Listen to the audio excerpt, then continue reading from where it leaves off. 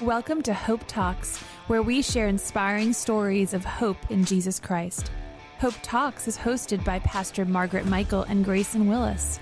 Join us for uplifting stories of triumph, faith, and the enduring power of Christ's love. Also, if you're in the listening area, tune into 1470 AM or 102.1 FM WBTX to listen to Hope Talks every Sunday at noon. Welcome to today's broadcast of Hope Talks. I'm Grayson Willis. And I'm Pastor Margaret Michael. Thanks for tuning in today. And today we're joined by Mikey Petruski. How are you doing today, Mikey? I am doing all right. Thank you so much for having me. Really appreciate being here. Well, it's good to have you here today, Mikey. I have enjoyed getting to know you just through your drumming and just some engagement here at the church, but I'm really excited today to hear about your story and what the Lord's done in your life. So would you like to start out just by telling us where you grew up, a little bit about your home life? Yeah, absolutely. It's a pleasure to be here. I think this is the first time we've had like a true conversation face to face. That's right. So I grew up in New Jersey. That's where my parents had lived prior, and I had grown up pretty much raised Christian my whole life. Yeah. There's never like one day where it was like, today's the day where I, truly believe. It's always kind of been like this gradual thing, always, kind of been taught Bible stories growing up and things. Grew up on, Beginner's Bible and VeggieTales and all of those things that taught me. So, in terms of just kind of where I was grown, it was definitely more of a Christian household. My parents had also met each other through a young adults group. They were both new Christians. They were kind of the first generation of our family to be true believers. And so they were very passionate about God and raising us right when they had me and my older sister of 2 years older than me. So it was really just the two of us growing up. So for where I grew up, it was up in New Jersey, raised there. We went to a church called Grace Alliance Church, small church, I'd say maybe about like 100, 150 people. So the type of church where everyone knows everybody, things like that. So that's just kind of a little bit about where I grew up and things like that. Yeah. So did you all have like the traditional Sunday school on Sunday? Do you have a teacher that just stands out in your mind, like, hey, that person really, I learned some things from them? Yeah, definitely. I'd say growing up, I had plenty of mentors and people who really encouraged me going to Sunday school every morning before church.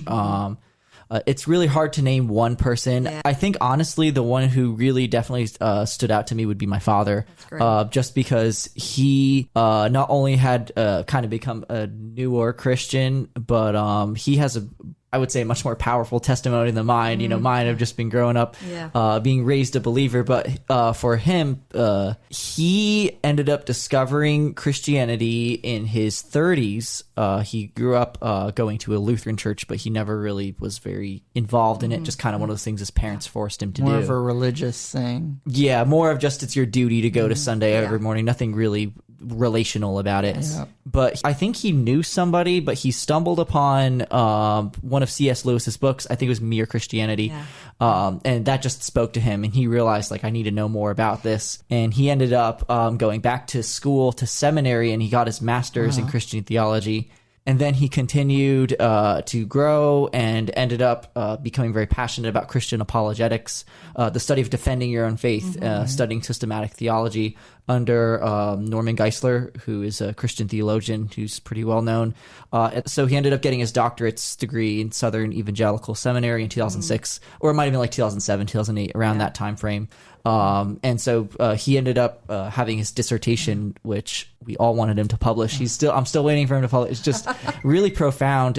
He talks just a lot about the defense of the Christian faith and backing it up with scientific evidence and just kind of showing why it's not just a religion that you're blindly following, but you're using scientific and historical evidence to kind of use that to really have like a better understanding of it, Right. Being able to tell people why you believe what you believe. Exactly. Yeah. It's one thing to just read the Bible, but it's another to actually use the science and use the world around you to help enhance that. Understand it. So that was kind of how I was raised, was really not only just reading the Bible and praying and, having a spiritual relationship with Jesus, but also, studying the world around us and realizing that it's all creation and all evidence for his creation. Yeah. Well, Mikey, thank you for sharing that. That gives great perspective on, and especially your dad, not just, it would be one thing to be first generation Christian, and it's great to lead your family. Obviously, that's the most important thing, is making sure your family knows Christ, but him wanting to, sounded like a learner, wanting to learn more, getting his doctorate in ministry and heavily theology intellectual, and, definitely an intellectual guy. It's really amazing. Every time we talk, it felt like I was learning new things, and it really helped me grounded my faith growing up. So he served in our church as the young adults pastor. He wasn't technically a pastor, but he basically ran that role. So every once in a while he would preach a sermon, but just kind of being under his influence was really, really, really strong growing up. Now, you play the drums. Are any of your other family members into music or instruments? And what age did you start playing the drums? And do you play any other instruments? Yeah, love the question. I mean, I always grew up being really passionate about music and things like that. My dad, he played guitar in college. He was in college during the 70s, back when Led Zeppelin and like all the bands like that were really big. So he was really into, rock and roll and soft rock and stuff like that. So yeah, he played guitar a lot growing up, and he was very musically gifted. So it really wasn't until I was about 9 or 10 that I really decided to start playing instruments myself. My sister, who again is 2 years older than me, she played flute in our kind of community of, there was a lady who played flute, and so she taught my sister how to play and things like that. But it wasn't until about 3 or 4 years after she had learned, when I was about like 10 or 11, that I started playing the drums. We had like a family friend where all of them were very musically inclined. They all played on the worship team, and they had a son who was around the same age as me. And, we had gone to a lot of the same gym class and things like that together. And that was where they influenced our family to like, hey, you should get him playing an instrument. So my friend's father was the one, he was the worship leader. He also played guitar and drums, and he taught me drums. And so that was at the age where I really started to become passionate about the drumming. And I had this little kit of like pots and pans, and I used sticks and started playing. And I know my family was like, this guy's never going to learn. But eventually I was able to pick it up, and I really did enjoy it.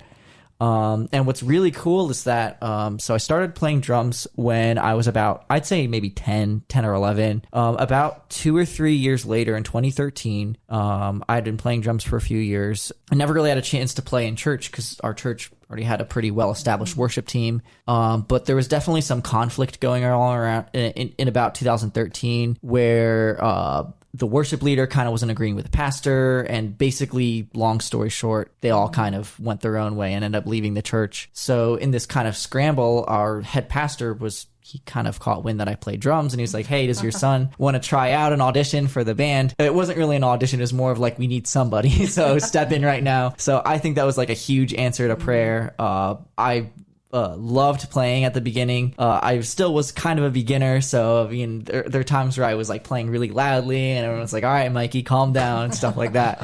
But yeah, that was kind of what kickstarted it, and I've been playing drums every week, pretty much every single week since then. So throughout the age of 12 all the way up until I graduated high school and then moved out, I was playing every single week, which I'm really, really just grateful, because it allowed me to gain a lot of experience, not only playing, but also just actively worshiping, like not just, singing, but also using all of my limbs to worship the Lord, which I'm so grateful for. Being up there and playing drums, it's one thing just to be playing, but another to actually actively be worshiping in a way like no other. So I'm just totally grateful and appreciative of that opportunity to have that experience. It's really cool to look back and see, like, you just started practicing. You saw there was a gift. You started practicing that, and a day came when you got the call. Yeah, and, pretty much. Think about what if you wouldn't have taken that up and probably been encouraged by your parents to do that. Although I know I've heard it's pretty tough to have a drummer in the house. Mm-hmm. Oh yeah, in the early stages, but it's really cool and we haven't even heard all of your story, but up to high school, like how God used you through high school. when the church was in a place where they needed somebody, and you were able to step up to that. So you said you graduated, moved out. So where'd you go? What was the next step? At that point, after high school, I was looking at several colleges and universities. My main desire was to go to a Christian university just because I knew that it would be really great to be in kind of, a body of students who loved the Lord as I did. Easier to make connections and ultimately kind of a better place for me to practice Christianity and things like that. I looked at several different universities. Being in New Jersey, we looked at Messiah College, also University of Valley Forge, several different universities. And my main thing was that I really wanted to do music. I knew I was passionate about playing drums.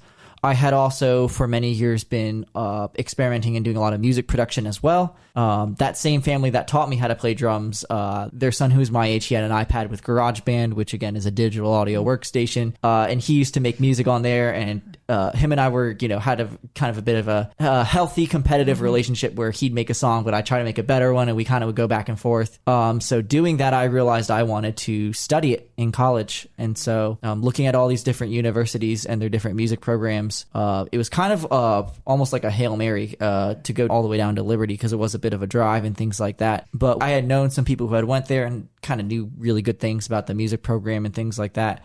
So we went down there, and I just fell in love with the school. I like that it was a larger school, and they just have a very, very, I guess I'll say that like their music program and their production was just, they put so much time and effort and energy and money into it. It was like amazing to see. And I knew that it was an area I was going to grow in. So that was pretty much the biggest decision on me going down there. Like I knew after just one day touring the school that that's where I wanted to go. So yeah, long story short, after I graduated high school, went down to Liberty University. There might have been like one or two people that I had known from like high school and things that were there just because it's a large school. But beyond that, it was pretty much just a blind step into the dark, you might say. Yeah. But I was really, really happy that I made that decision just because of the long-term connections I made and the opportunity for ministry and the continuation of my, knowledge of music. Yeah. So when you got to Liberty, did you find a church right away? Like, what did that look like? Did you have, I know when my girls went to college, they went church shopping too, to find a place to worship. So how was that journey for you? It definitely was tough. I mean, there's a lot of selection, as you know, church shopping, you might say. Lynchburg and Virginia, it's one little bubble where like everybody is Liberty, and then beyond that, it's just kind of a bunch of country land. But there's so many different types of churches, all shapes and sizes. And it definitely took me a while to find a church that I really felt like at home at. There were several that, just had a great service, but, maybe I just kind of didn't care for the style of messages that, the pastor was preaching. And I never want it to be one of those things where you have to be like picky and choosy with your church. I feel like it's just kind of wherever God leaves you, wherever you feel that connection to. But ultimately, I ended up finding that connection with Calvary Chapel, Lynchburg. And I just really enjoyed Pastor Troy's messages, and I ended up becoming involved in the worship team and also the sound tech there. There's a portion in my degree where we had to basically, I think they called it like a practicum, where I would basically like shadow like their sound engineering and systems. So I used that as my time to help with their ministries there while simultaneously working, to complete my degree. But shout out to Calvary Chapel Lynchburg, just a really, really great church. They welcomed me right in. It was right like across the street from the apartments I was living at too, so I could just walk over. So it was totally convenient. Yeah, it really seemed like an answer to prayer there. So I'm really happy that I was able to spend several years there. Yeah, very good. It's cool that you were able to gain experience for your degree, but also serve a local church at the same time. What did you get out of serving through the local church during that time? I'd say definitely it was really nice, just, one, being involved in that church. But, secondly, when you're in a degree and you're studying and having all of this pressure on you, it almost felt like a escape to just be at church with a body of Christians who really loved the Lord. And that's not to say that like the campus itself didn't also have that. They had events like campus community and convocation and small groups and things where you can stay connected and things like that. But I think what I really got the most out of being at Calvary Chapel was not only being surrounded by students, but also like families and just people in the kind of the town and just the area there. It was really nice to realize that there's more than just being at a Christian college, but also just serving among the people in the area. And I think just having that definitely was a really strong impact on my life during that time. When you leave your family and go away to college, you kind of lose the family aspect. And I think that's a beautiful thing about getting involved in that community, is that you become a part of someone else's family. And my girls had that experience when they went to college. And it really did make a difference. I think our oldest daughter actually wrote a formal invitation to this family and invited herself to their house every Sunday for lunch. And they obliged. Oh, wow.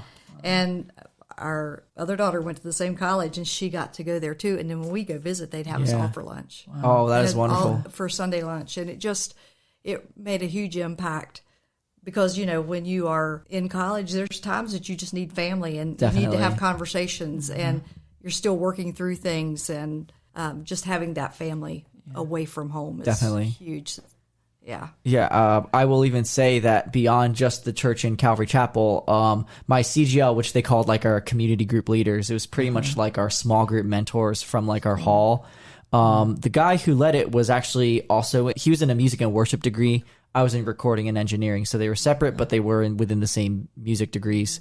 And he knew that I played drums, and he actually recruited me as, because he was pretty much the worship leader at his church, to come play drums at his church, his home church in Roanoke. Wow. So I got to kind of work with his church family as well. And of course, we'd always go to his parents' house, and the other families would join. So it was one of those things, kind of as you were saying, just, getting involved with that community and a church family, and feeling that the receiving side of hospitality. That's just, such a great experience. Yeah. Right. Yeah. And while you were at Liberty, you also participated in a worship team while you were there. So if you want to talk about that. Yeah, absolutely. So it was either the end of sophomore year or the beginning of junior year. I can't remember which one, but one of my professors knew that I played percussion, and he recruited me to join their worship team. It's called Libertad, and pretty much the point of the ministry was to include like Christian world cultures, sing like worship songs in various different languages, and kind of made it a ministry that really impacted different cultures and things like that, which was a really great experience because, being the drummer and the percussionist, it gave me a lot of musical freedom to experiment with many different ethnic types of music. And really kind of curate and add my own flair to it, which I really enjoyed. That's just another one of those things where it's a form of worship where I'm actively creating things for the glory of God. So that was really cool. We ended up going on several different trips. We went down to Pensacola, Florida for like a whole worship conference, and then another one was in North Carolina. And we would play the music, and then we would go around and minister to the people kind of in the area. I remember we went to like some of the homeless people and would play instruments and like spread and talk about Jesus with them. It was just a wonderful experience to really get out in the world, not only to use your instrument and your voice and things like that, but ultimately just to serve. So that was just a really great experience. I ended up being a part of it for the last 2.5 years of college, and it was great. The friends I made, and all of that. So you graduated from Liberty, and now you're in Harrisonburg. Would you like to tell us how that happened? Yeah, so pretty much I had graduated from Liberty University. By that point, pretty much most of my friends had moved out of that area, and myself, I was also ready to kind of look for a new place to live, kind of trying to figure out where I was to go.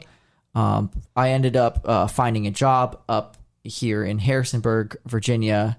I was originally applied for the same job in Lynchburg, but because they were fully staffed, they ended up basically saying, "Oh, there's an opportunity up here in Harrisonburg." And I hadn't known anyone up here. It's closer to where my family is. It's closer to where my girlfriend is. So I was totally okay with just, taking another step in the dark, just really trusting in the Lord and seeing where it led me. So I ended up accepting that job, moving up here last fall. And then the funny thing where all the pieces connect is that I work in sales in Verizon, and one day Jeanette Berge came in looking for a new phone with Haley. And Haley, her daughter, was on that same worship team that I was also in Liberty University. And it had been about a year or so since we had even seen each other. And she was like, "Is that Mikey?" Like, she kind of didn't recognize me at first just because it had been a long period of time. But we ended up catching up and communicating, and it was just kind of one of those things where I wasn't expecting to see them here, given that I knew the last I heard from her, she was from Pennsylvania. So it was a little, odd that they were there, but I, ended up catching up and realizing that it was just kind of one of those amazing things where our paths crossed again. And they ended up inviting me to their church, to this church, because they asked if I had found a church yet, and at the time I hadn't. And they, obviously knew I had played drums. So it was one of those things where they just, had me audition. And that's what ended up getting me connected in this church. It's just like a really, just one of those crazy moments, Yeah, that is really, I remember Jeanette telling me that story. And that's what the Lord does, right? It's just this tapestry that he builds. If we're willing to use our gifts for his glory, just to know that we follow, you took a job here. In faith, like that this is, it's, maybe about hour and a half, 2 hours closer, right, to home. Oh, yes. Stepping right We're going direction. from 7 hours to 5 hours, so I'll take that any day. Yeah. So, just that happening. What was that like that day? Like, after they left, like, was that moment of what just happened? Yeah, it was amazing. It was a complete answer to prayer, because I had only been there for a few weeks, and I was, looking for churches and things like that. I had never even heard of this church either. So it was just a completely from God, not from me type thing. Yeah. And the fact that it was with, people that I already knew and recognized, it just was clearly just this feeling of almost rejoicing, being an answer to prayer and things like that. I was so excited. The fact that I was able to get connected in a church that loved the Lord, that, believed the things that I believe and things like that. It just goes to show how God can orchestrate things in ways you don't expect. Right. And that's something I live by. Like, I'm not going to go and decide my own destiny. Like, sure, there are things I want to do, but ultimately, I got to let Jesus take the wheel. I got to just let him lead me, and I will follow. Yeah. Like, that's really what we're called to be. So I think this is just it was a cool example of that really played out in action. So I think it's no coincidence, Right. It definitely happened for a reason. And I think it's just one of those things that was, orchestrated by God. Yeah. Well, and I think about the need that we've had for a drummer. That's another thing too. Yeah, that. right. Like, how long? Poor Scott Miller. He does a great job, but he's been our main drummer. Sure. And so I know that it was an answer to prayer for you, but it was an answer to prayer for Jeanette, with the worship team and band, and us.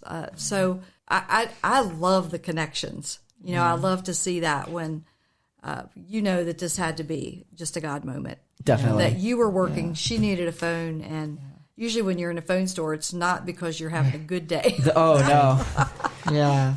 I think it's definitely, some people, like you said, it's not coincidence. It's definitely divine intervention. Sure. And it was an answer to prayer for you, but it was an answer to prayer for us, because Scott's got a young family. He can't do it every Sunday. And not that we can't do an acoustic set occasionally, but it's a lot better when you have a drummer. Definitely. And so, I was telling you before the recording today that a number of years ago, we had as many as like 4 drummers, and that was before Scott started. And now it was down to 1 and now 2, but like just in multiple levels, it was an answer to prayer all the way around. And Haley doesn't even live in Harrisonburg. Like you said, she's from Pennsylvania. How did she end up here? Well, you didn't realize her family had moved here, but she was in town visiting, I believe, on Thanksgiving break or something like that, I believe Pastor Jeanette said. And I think when Haley recognized you, or she was like, I believe from what I remember Pastor Jeanette saying, she was like, "Haley, how do you know somebody here? Like, how do you know somebody in Harrisonburg?" So yeah, it really is a crazy, there's a word, it's called sonder, which basically means when like the realization that every single person has their own story and every person is the main character in their own story. And to put it from biblical perspective, it's like, sure, I had my needs and my prayers, but so does everybody else. Right. Everybody's got their own relationship with God. And it's just kind of this cool understanding that he was able to not only answer my prayers, but answer your guys' prayers in this church. And just work it out in such a beautiful way. And I don't think it's a coincidence it happens, I think as long as we really just put our trust in him, that he'll make our path straight. He'll align everything. That's right. That's right. And he goes before us. Right. We don't go before him. Right? Yeah, don't want to. In the Bible, it said, "Look, like Lord, unless you're going with me, don't send me." That's right. That's right. Yeah. So, what's bringing you the most hope? The most hope? Yeah, in these days. We call this program Hope Talks. So yeah, exactly. Let's bring it back to hope. Hope is an amazing word. I always found it funny that hope wasn't included as one of the fruit of the Spirit. It always feels like it kind of should be. But I think it really comes down that you can really have, hope in all things. But what brings me the most hope, I think, is just knowing that, like, I have a purpose.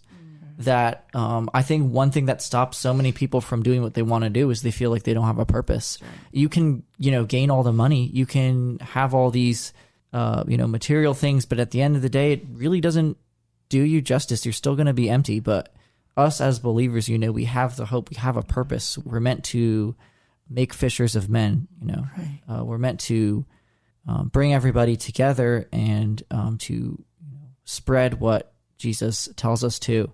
So I think that, what really does bring me hope is just the ability to choose joy. The one of the fruit of the Spirit right after love.